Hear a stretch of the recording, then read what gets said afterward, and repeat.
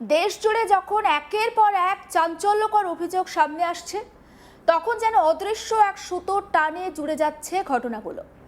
এক শহরের ঘটনা রেশ কাটতে না কাটতেই আর এক শহর থেকে উঠে আসছে নতুন বিস্ফোরক তথ্য। প্রশ্ন উঠছে, এ কি বিচ্ছিন্ন ঘটনা, নাকি এর পিছনে রয়েছে আরো বড় কোনো চক্রান্ত? তদন্ত যত এগোচ্ছে ততই যেন ঘনাচ্ছে রহস্যের আবহ।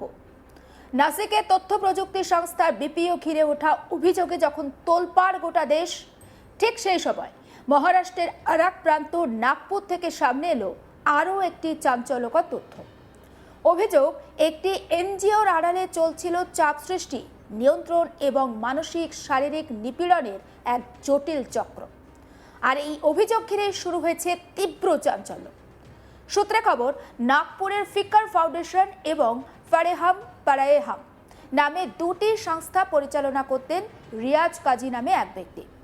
প্রথমে নজরে ওই সংস্থাগুলো সমাজসেবামূলক কাজের সঙ্গে যুক্ত বলে আপনার মনে হবে। অভিযোগকারীদের দাবি, এই প্রতিষ্ঠানগুলোর আড়ালেই চলত এক ভিন্ন ধরনের কার্যকলাপ, যা নিয়ে এখন প্রশ্নের মুখে পুরো সংগঠন। অভিযোগ উঠেছে, সংস্থার সঙ্গে যুক্ত কিছু মহিলার ওপর নির্দিষ্ট কিছু জীবনযাপন পদ্ধতি অনুসরণ করার জন্য চাপ সৃষ্টি করা হতো। তাদের পোশাক থেকে শুরু করে দৈনন্দিন আচার আচরণ সবকিছুতেই আরোপ করা হতো কিছু নিয়ম। এমনকি কিছু নির্দিষ্ট ধর্মীয় আচরণ পালন করতে নাকি তাদেরকে বাধ্য করা হয়েছে বলে অভিযোগ। আরও বিস্ফোরক তথ্য সামনে আসছে কর্মীদের বক্তব্যে। অভিযোগকারীদের মধ্যে রয়েছেন এই সংস্থার একাধিক প্রাক্তন বর্তমান কর্মী। তাদের দাবি, দীর্ঘদিন ধরে চলা এই চাপে এবং নিয়ন্ত্রণের পরিবেশে কাজ করা ক্রমশ কঠিন হয়ে উঠেছিল। পরিস্থিতি এমন জায়গায় পৌঁছায় যেখানে তারা বাধ্য হন প্রশাসনের দ্বারস্থ হতে। আর এই অভিযোগের ভিত্তিতে নাগপুরের মানকাপুর থানার পুলিশ গ্রেপ্তার করেছে রিয়াজ কাজীকে। থানার পরিদর্শক হরিশ কালসেকের জানিয়েছেন, প্রাথমিক তদন্তের ভিত্তিতে এই পদক্ষেপ নেওয়া হয়েছে।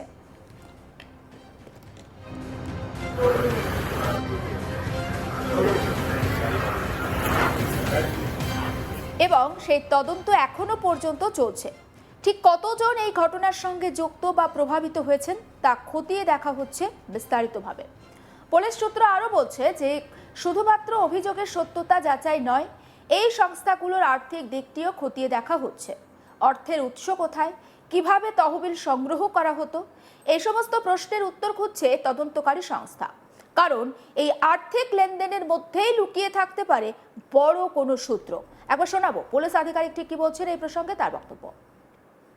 परसों 4 लड़कियां पुलिस स्टेशन में आई थी जो एक एनजीओ में काम करती है, यूनिवर्सल मल्टीपर्पज सोसाइटी। रियाज फाजिल काजी उसका संचालक है। उसके खिलाफ कंप्लेंट करने के लिए आई थी। उसमें से जो लड़की उसमें से एक लड़की ने बताया 1.5-2 साल पहले उसका बर्थडे था, उस टाइम उसका विनय भंग किया है। उसके बाद में बाकी लड़कियों ने बताया कि कुछ मुस्लिम धर्म की चाली रीति के बारे में उनको जानकारी देता था। और 8 दिन पहले एक लड़की की मां को आरोपी ने कॉल करके बाकी लड़कियों के कैरेक्टर के बारे में गलत चीजें बता दिया। तो बाद में सब इकट्ठा आ गए, हमने डिस्कशन किया और परसों थाने में कंप्लेंट देने के लिए आई। उनकी पूरी बात सुनकर उनका इन्फॉर्मेशन हमारे सीनियर ऑफिसर को दिया और उनके मार्गदर्शन में एफआईआर गया है। उसमें आरोपी जो है रियाज काजी, उसको अरेस्ट किया गया है। कल आरोपी को माननीय न्यायालय में प्रोड्यूस किया गया था। आरोपी को 23 तारीख तक पुलिस कस्टडी दिया है और उसका डिटेल इन्वेस्टिगेशन चल रहा है। सर, ये एनजीओ कितना पुराना है, कितना स्टाफ था यहाँ पे और क्या काम करते थे ये लोग? एनजीओ 2010 से चालू है। 6-7 लड़कियां हिंदू मुस्लिम दोनों समाज की वहाँ काम करती है। और ये जो एनजीओ है वो अंडर प्रिविलेज बच्चे हैं या मुस्लिम या लेबर क्लास के बच्चे हैं, उनको पढ़ाई देने के लिए, पढ़ाई को हेल्प करने के लिए काम करता है, ऐसा आरोपी ने जानकारी दी है। ঘটনার গুরুত্ব বিচার করে তদন্ত শুরু করেছে মহারাষ্ট্রের সন্ত্রাস দমন শাখাও। তারা আলাদা করে খতিয়ে দেখছে এই অভিযোগের গভীরতা এবং এর সঙ্গে কোনো সংগঠন বা কোনো চক্র তারা যুক্ত রয়েছে কিনা। এদিকে নাসিকের ঘটনা এখনো পর্যন্ত একেবারে টাটকা আমরা জানি। সেখানে উঠেছিল এই একই ধরনের অভিযোগ, যেখানে তরুণী কর্মীদের ওপর লক্ষ্য করে তৈরি করা হয়েছিল এক বিশেষ পরিবেশ। তদন্তে উঠে এসেছিল কিছু আচরণ তাদের ওপর চাপিয়ে দেওয়া হচ্ছে, তাদের ব্যক্তিগত বিশ্বাসে প্রভাব ফেলার চেষ্টা করা হচ্ছে বলে অভিযোগ উঠেছিল। নাসিকের ঘটনার জেরে ইতিমধ্যে একাধিক এফআইআর হয়েছে। শুধু মহিলা নন, একজন পুরুষ কর্মীও তিনি অভিযোগ করেছেন এবং তিনি জানিয়েছেন তার অভিজ্ঞতা। তিনি দাবি করেছেন তার উপরেও তৈরি করা হয়েছিল এই ধরনের মানসিক চাপ, যেখানে তার নিজস্ব বিশ্বাস, সাংস্কৃতিক এবং সংস্কৃতি সেটাকে প্রশ্নের মুখে ফেলা হয়েছিল। এই দুই ঘটনার মধ্যে মিল খুঁজে পাচ্ছেন অনেকে। একই ধরনের অভিযোগ, একই রকমের কৌশল এবং একইভাবে কর্মীদের টার্গেট করার অভিযোগ, সব মিলিয়ে তৈরি হচ্ছে এক জটিল ছবি। তবে এখনো পর্যন্ত কোনো চূড়ান্ত সিদ্ধান্তে পৌঁছাতে পারেনি তদন্তকারী সংস্থা। প্রশাসনের তরফে জানানো হয়েছে প্রত্যেকটা অভিযোগ গুরুত্ব দিয়ে খতিয়ে দেখা হচ্ছে, কারো বক্তব্য বা দাবি উপেক্ষা করা হচ্ছে না। একই সঙ্গে কোনো গুজব বা অপপ্রচার যাতে না ছড়ায় সেদিকেও নজর রাখা হচ্ছে। তবে একটা প্রশ্ন সব থেকে বেশি করে উঠছে, যে ঘটনাগুলো ঘটছে সেই ঘটনাগুলো কি আলাদা, নাকি এর পিছনে রয়েছে আরো বড় কোনো সংগঠিত নেটওয়ার্ক? তদন্ত এগোলেই সেই উত্তর পাওয়া যাবে। আর ততক্ষণ পর্যন্ত এই ঘটনাগুলো ঘিরে রহস্য আর উদ্বেগ দুটোই বাড়ছে সমানভাবে। যে খবর আমরা আপনাদের সামনে রেখেছি,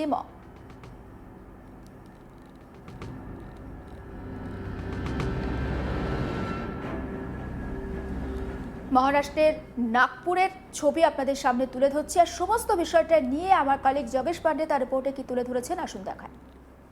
महाराष्ट्र के नासिक के बाद अब नागपुर में धर्मांतरण की आड़ में लैंगिक शोषण का गंभीर मामला सामने आया है। शहर के मानकापुर पुलिस स्टेशन में एक एनजीओ जो चलाता है रियाज काजी, उसे इस धर्मांतरण और लैंगिक शोषण मामले में पुलिस ने गिरफ्तार किया है। नागपुर के मानकापुर इलाके में फिकर फाउंडेशन नाम से यह एनजीओ चलाई जा रही थी, जो यूनिवर्सल मल्टीपर्पज सोसाइटी इन नाम से था। यह कार्यालय हम देख सकते हैं, इस एनजीओ का यह कार्यालय जहां अभी ताला लगा हुआ है। दरअसल ये एनजीओ गरीब बच्चों को शिक्षा प्रदान करने के लिए इसका जो काम है वो चल रहा था। लेकिन इस संस्था का जो प्रमुख है रियाज काजी, जिसे नागपुर पुलिस ने गिरफ्तार किया है, वो धर्मांतरण की आड़ में यहाँ काम करने वाली, इस एनजीओ में काम करने वाली जो लड़कियां हैं, युवतियां हैं, उनका लैंगिक शोषण करते थे। धर्मांतरण के लिए उन पर दबाव बनाते थे। नागपुर के मानकापुर पुलिस ने रियाज काजी को गिरफ्तार कर लिया है। 4 पीड़ित महिला और युवतियों के बयान के आधार पर, शिकायत के आधार पर एफआईआर दर्ज कराई है। रियाज काजी को गिरफ्तार किया गया है। ये नागपुर के मानकापुर स्थित यह कार्यालय है। इस कार्यालय में अभी फिलहाल ताला चढ़ा हुआ है, हम देख सकते हैं। पुलिस ने रियाज काजी को गिरफ्तार करने के बाद अब रियाज काजी की महाराष्ट्र एटीएस और नागपुर पुलिस कड़ाई से जांच कर रही है। और रियाज काजी इस एनजीओ के आड़ में कितनों महिलाओं और युवतियों का उन्होंने धर्मांतरण की आड़ में लैंगिक शोषण किया है, इसकी जांच अब नागपुर पुलिस कर रही है। এনজিওর বিরুদ্ধে পুলিশ ঠিক কী ব্যবস্থা নেবে এবং অভিযুক্ত রিয়াজ কাজী কবে গ্রেপ্তার হবেন সেদিকে নজর থাকবে এবং সমস্ত আপডেট পৌঁছে দেবো আপনাদের কাছে। নজর রাখুন আজ তাক বাংলা, সাবস্ক্রাইব করতে ভুলবেন না।